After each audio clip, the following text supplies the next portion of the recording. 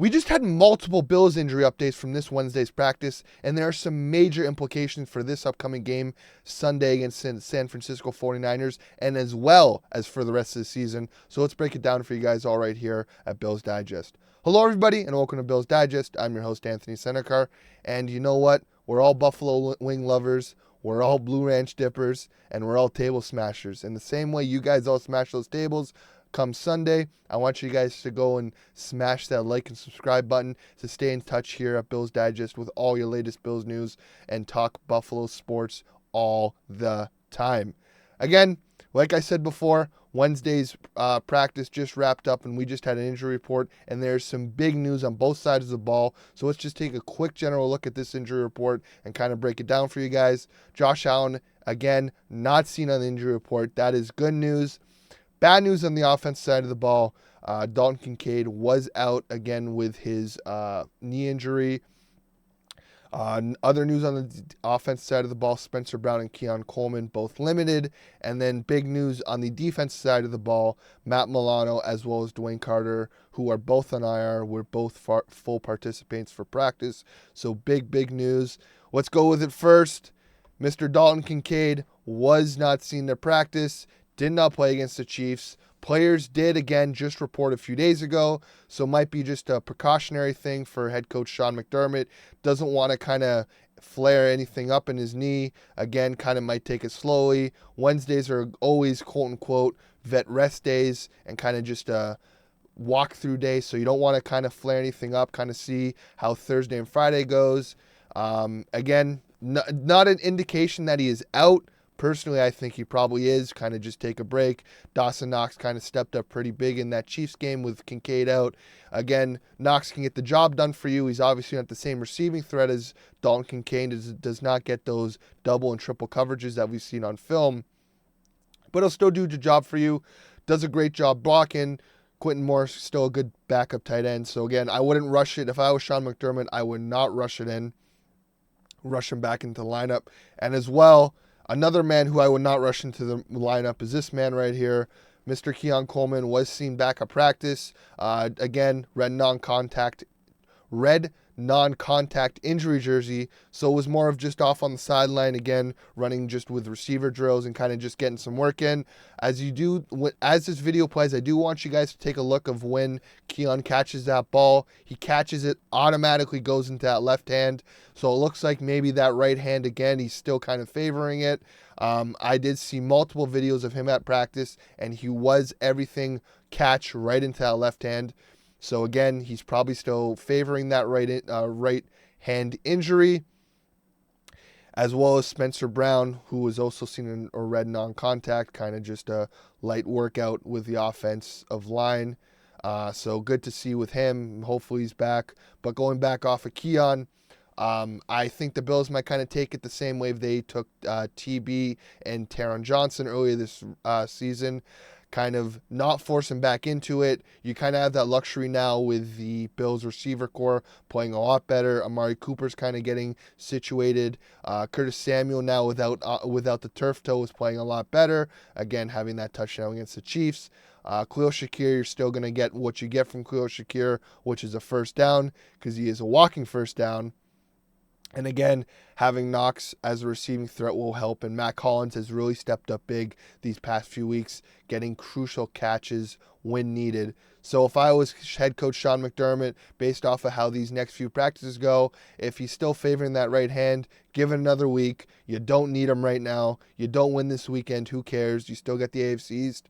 And the 1 seed, whatever, it's a retool year. You don't get that 1 seed. Everybody wants it, but you don't get it. Just keep on hoping for better players' health, because around this time last year, that injury report that we saw earlier was a lot of DNPs and limiteds, where the Bills only have a few limiteds and only one DNP. So it's kind of looking up for the Bills. But now for the big news on the defensive side of the ball. This man right here was back at practice. It just brings a smile to my face. It was in the not in the red non-contact jersey. So that is great. Full participant, doing his whole thing. I think it really just has major moves for the Bills. Again, He was seen in his in that massive brace. So again, kind of still a precautionary thing. But I think that the Bills will slowly ramp him up the same way they did with Von Miller, get him a few games going. But as I was saying before, there are some major indications of how this might affect the Bills come Sunday as well as come for the rest of the season. And you want to know why I tell you that? Is because now you got Dorian Williams playing good. You got TB, who is obviously the star of this defense, and you have Matt Milano back. And you can run a base defense now. And that, like I've been saying for weeks, the run game is the problem. We all love the big nickel. We all love Taron Johnson. He's probably the best nickel corner in the league.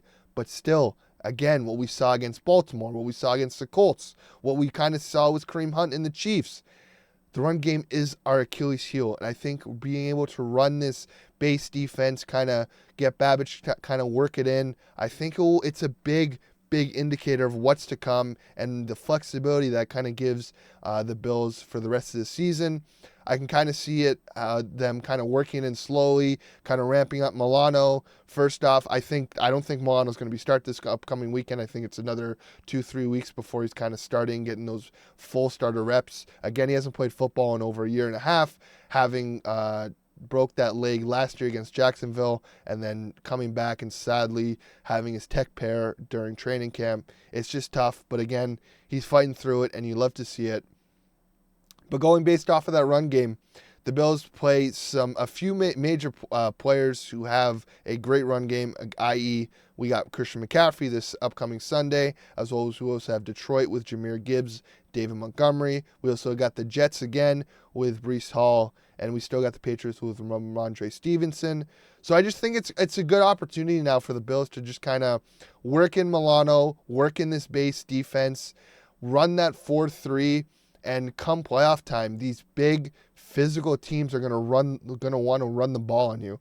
Derrick Henry's going to want to run the ball on you. The Steelers are going to want to run the ball on you. If the Chargers get in with J.K. Dobbins, Jim Harbaugh is infamous for running the ball, as well as John Harbaugh with Mr. Lamar Jackson and Derrick Henry.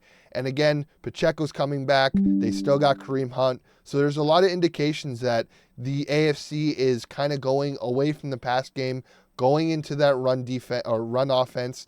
And I think the Bills, who are still kind of a year behind of kind of molding their defense into the new style of NFL offenses, their defense kind of on the smaller side again, built to beat that pass game, and the NFL is moving towards a run game.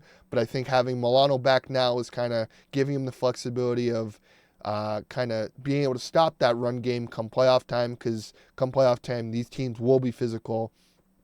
And we saw with that Baltimore game, having that big nickel, you are not stopping the run game. And I think it's just having Milano is just a crazy wild card and just a great story for the Bills right now. But again, it's great indications. Hopefully the injury bug is kind of slowly goes away for the Bills. This time last year was a lot tougher. But again, we'll see how it goes. As always, please like and subscribe, guys. And go Bills.